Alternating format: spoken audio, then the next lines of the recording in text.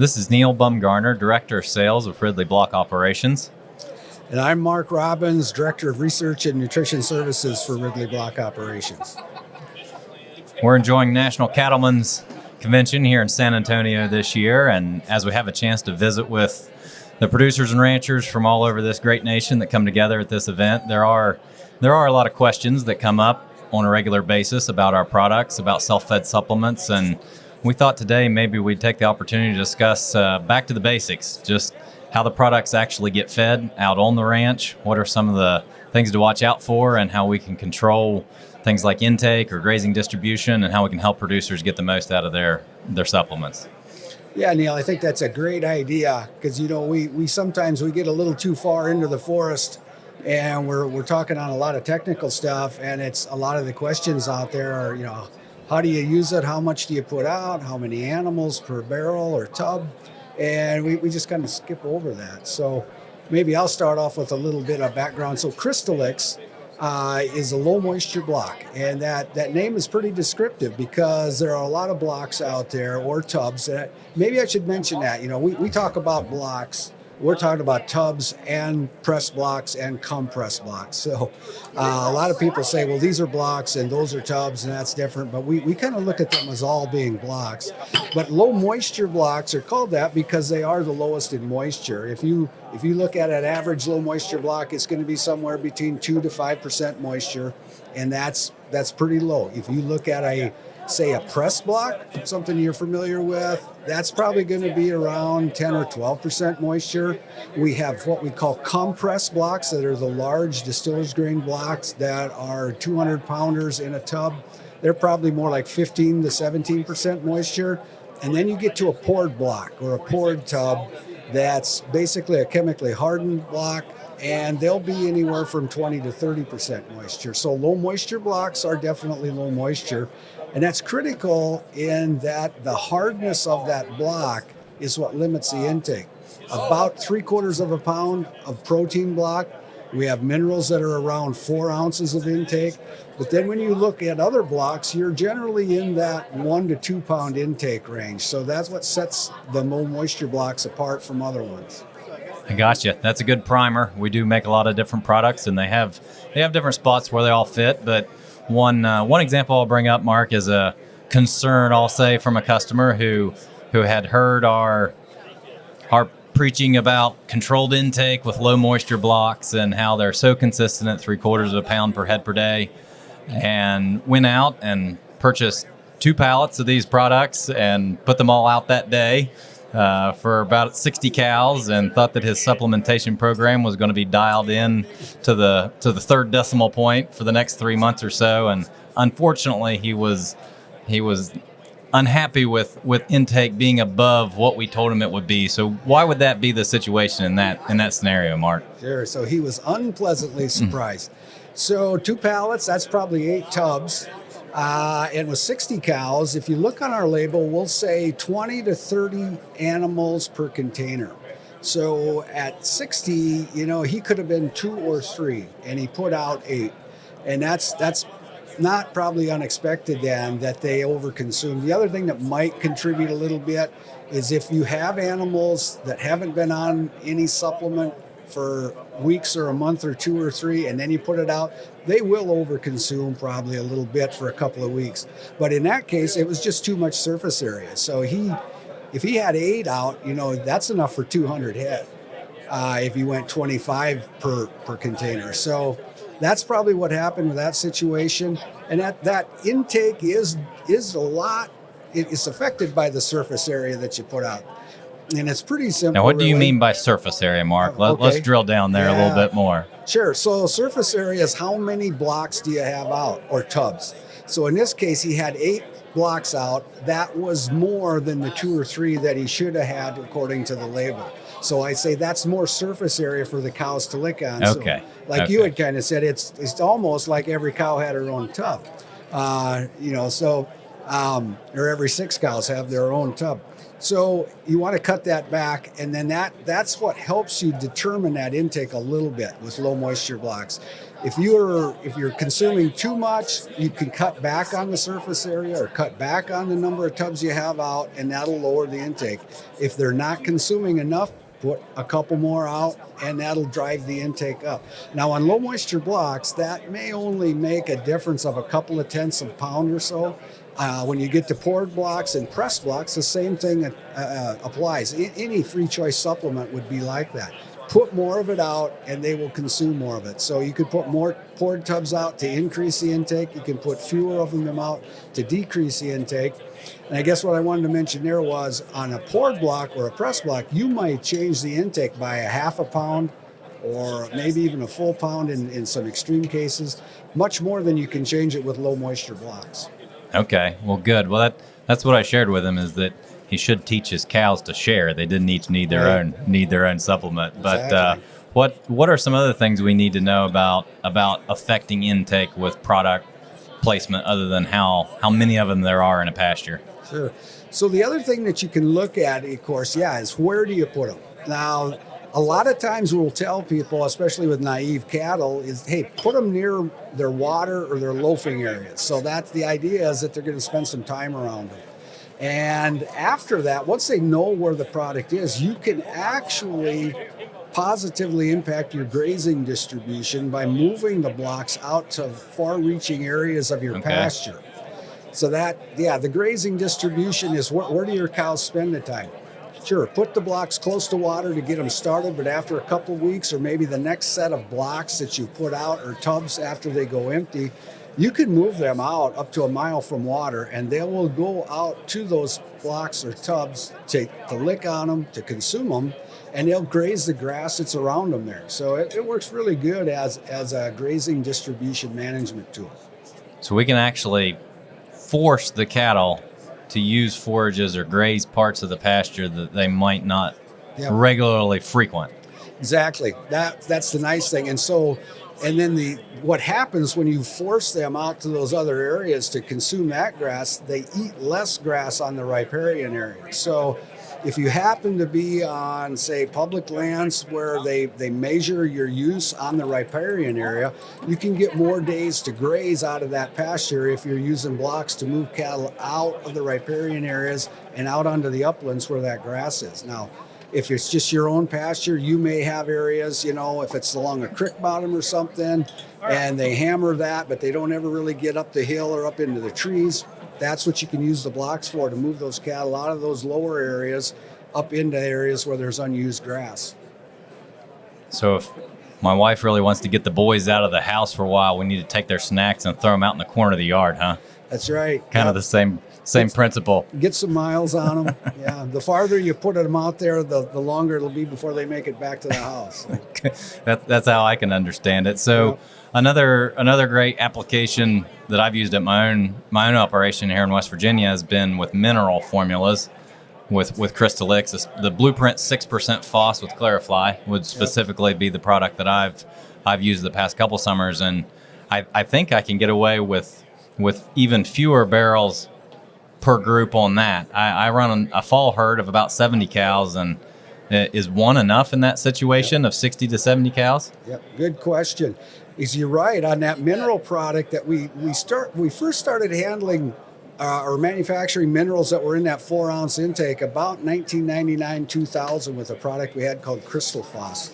And then the Blueprint 6% Phos is along the same lines. It's a 4-ounce mineral, and you're right. The label directions on those is going to say 40 to 70 animals per tub or container.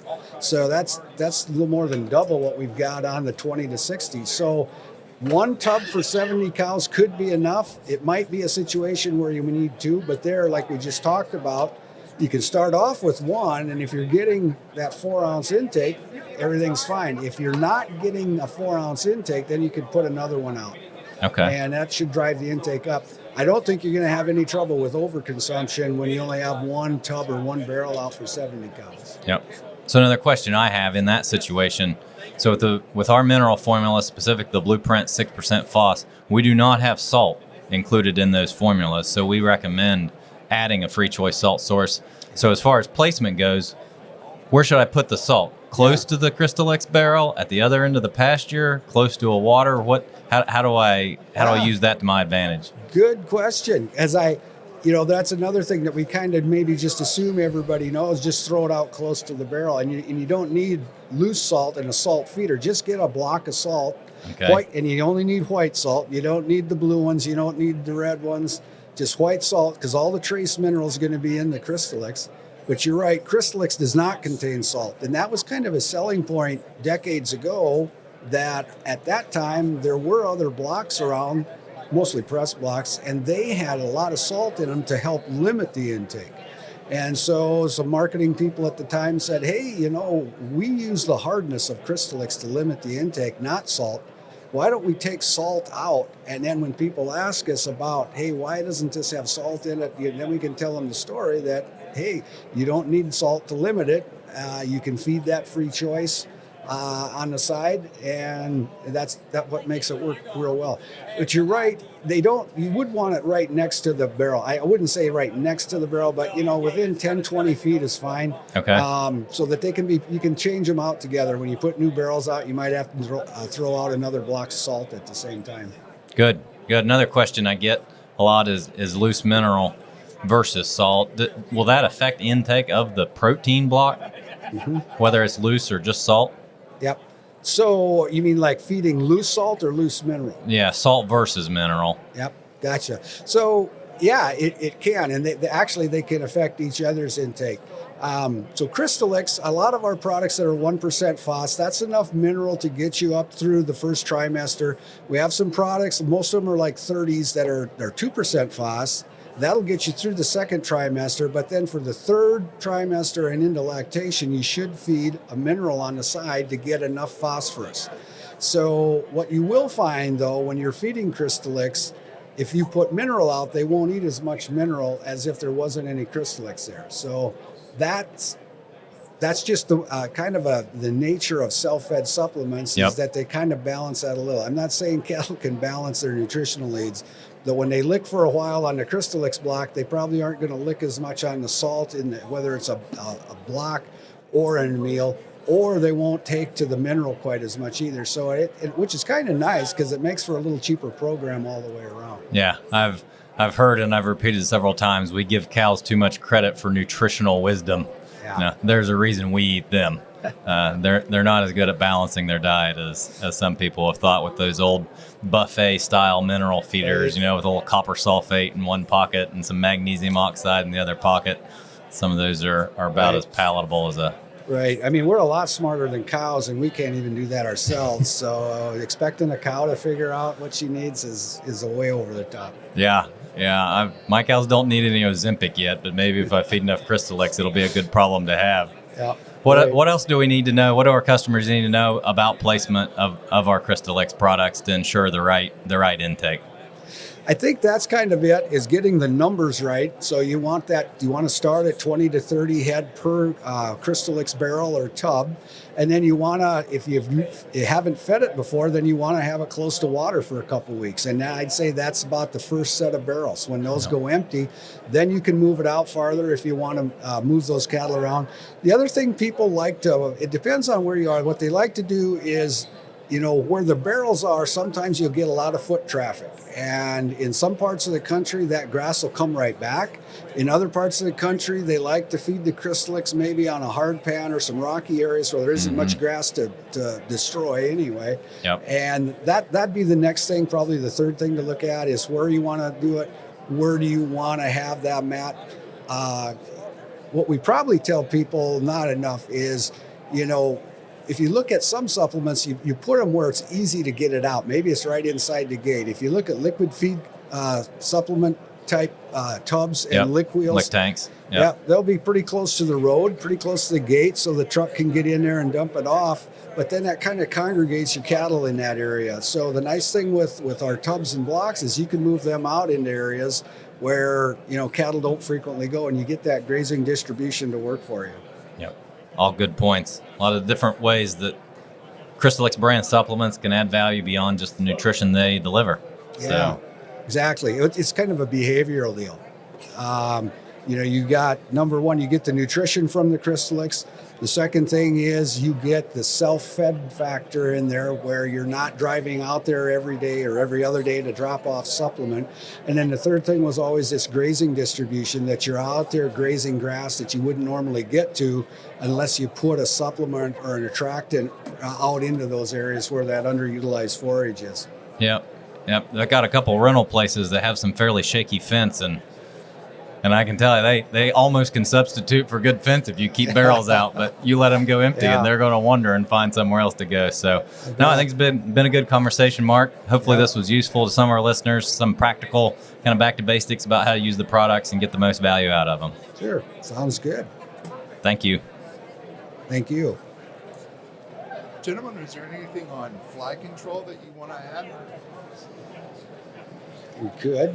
You want to talk a little bit about fly control? Yeah, we can kind of turn it around. So start from the top or just start from here? No, you can just start from here. Okay.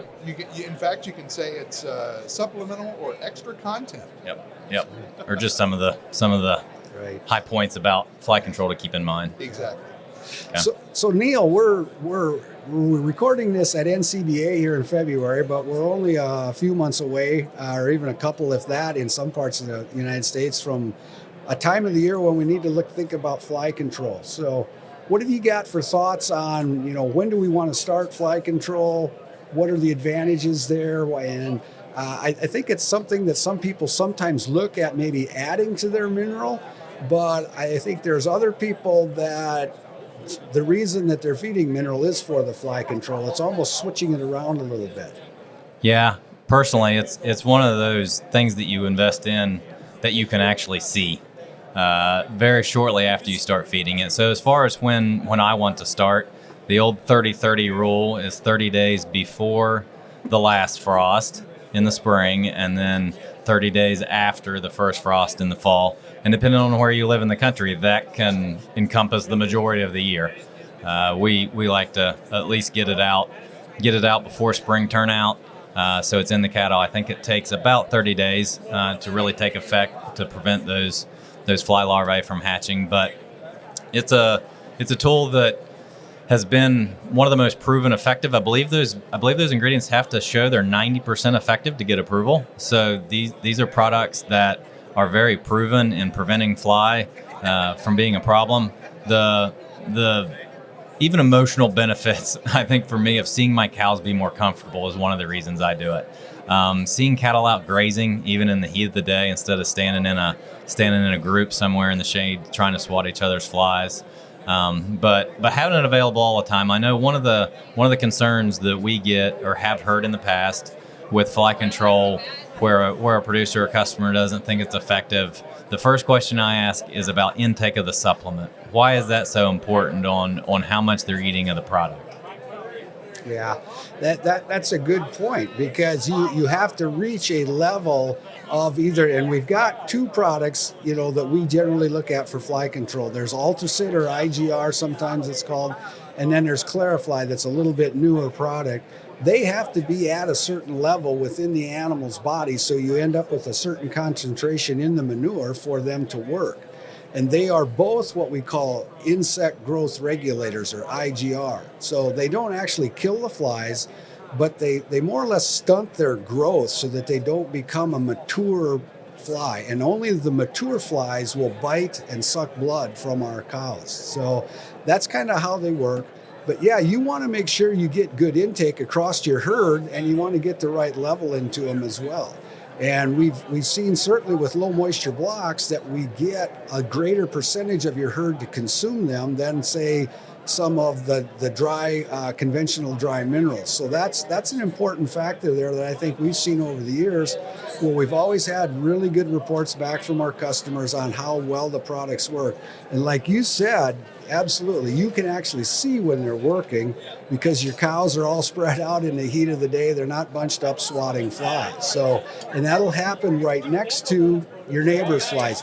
we sometimes get a little pushback from someone saying, well, I'd use some fly control, but my neighbor isn't going to. So I don't think it's going to help much because his cows are right across the fence. So the folks that make these products that handle the fly control, they tell us that the horn fly is about 80% of the problem, and that the horn fly is almost animal specific, and that they don't leave the back of that animal other than to lay eggs in the manure, and then they come right back to the animal. So the fact that you would be using some fly control and maybe your neighbor is not, that doesn't hold a lot of water, because you're actually affecting the flies that are right on the animal that they're on. It's not a deal where they, it may look like they're flying back and forth between all of the animals, but they're, like I said, they're almost animal specific. Yeah, and with calf prices today, I think we'll go through some of the math. Math usually isn't very exciting, but we are in business here to make a profit. And a good feed-through fly control program today, I believe, is still maybe $6 to $8 per cow at the most, really. And usually we talk about 20 pounds of weaning weight. Exactly. Yep. So there you go. It wouldn't be any more than $6 to $8 all summer. And that's even for the guys in the south that got to feed it a little longer than the guys up north. But you're right, the data that we see from Central Life Sciences says that you get about 20 pounds extra weaning weight. And today, most of those calves are over $3, but at $3, they're $60. On a $6 investment, there's 10 to 1 return. It's one of the best return on investments we can really do in the beef industry through the summer as far as supplementation goes. Yeah, interest rates are up a little bit, but I don't think they're quite the 10 to 1 yet, are they? Not quite. No, especially something that might be 4, 5, or 6 months, depending on where you are. Well, and it depends on your operation. Just the pounds can be a lot more. For me, as a seed stock producer, it's really painful to watch what will be a $6,000 to $8,000 bull turn into an $1,800 to $2,000 steer because of some heavy white eye damage in that situation. I know we've got a lot of folks in that same situation or club calf, but just for my commercial cow herd, it's still the right thing to do. I know there are different methods to fly control. Feed through is one option. We don't want to besmirch or belittle any other of those effective ways. I personally don't like shooting my cows with paintballs, so I don't do that. But as far as compared to the tags or the rubs or the sprays, in your opinion, what's the advantage of just committing to a real feed-through program for a fly season? Yeah. I mean, it's one thing, it's pretty easy. You don't have to put that extra ear tag or something in. And it's part of your mineral program that there's good returns from just having a mineral program in the summer without the fly control, but adding fly control really ups your return on investment. Yep. The other thing you'll run into with some of those ear tags, is some resistance. And I think a lot of the ear tag companies will talk about alternating types of active ingredient there to stay away from resistance. And we haven't had any reports of resistance of these insect growth regulators, because basically, you're stunting the growth of these animals, and then they don't bite and suck blood, but then they also don't reproduce either. So you don't get the resistance there with the feed through fly control. So dead flies can't become resistant, huh? Yeah. Again, if you want to use ear tags, if you want to spray your cattle, if you want to put up rubs in every gate, have at her.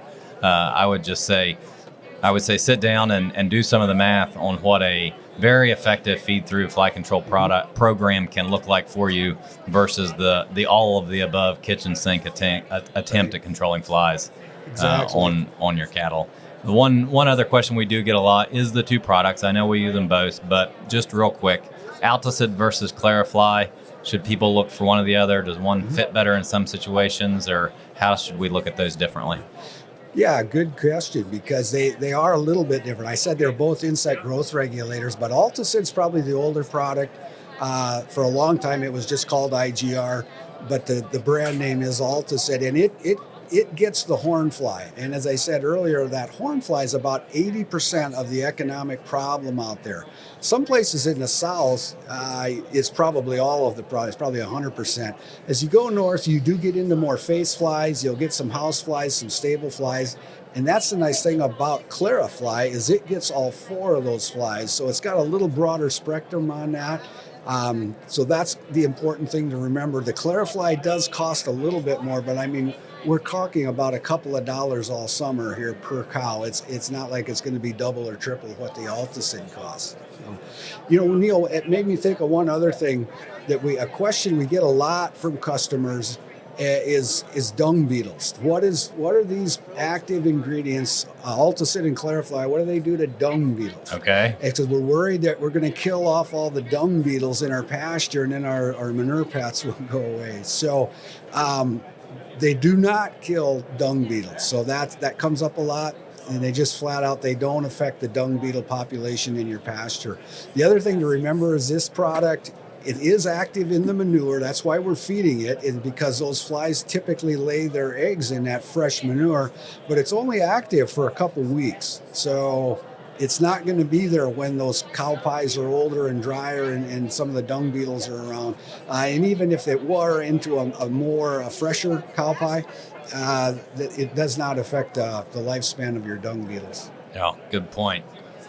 That way I won't lose sleep tonight about my you dung won't beetle have to worry about population. that one. Got several things on my mind, trying to remember which fly tag active compound I used last year is usually not one of those priorities. So the feed through fly control, like you said, we don't have resistance. They've been around for a while. How long has Alticid been around? Do you know? I'm not sure. I'm guessing it probably goes back to the 70s or so. Yeah, 40 or 50 years. I think that sounds right. Yeah. So, well, that's a couple things to remember as we go into fly season here. It's a great way to keep cattle producing, keep them grazing, keep them more comfortable, and keep them more profitable for you this grazing season.